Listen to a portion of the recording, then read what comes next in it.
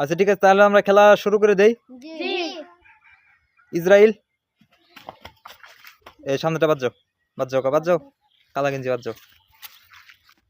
Israel, Iran, Israel, Israel, Iran, Iran, Israel, Israel, Iran.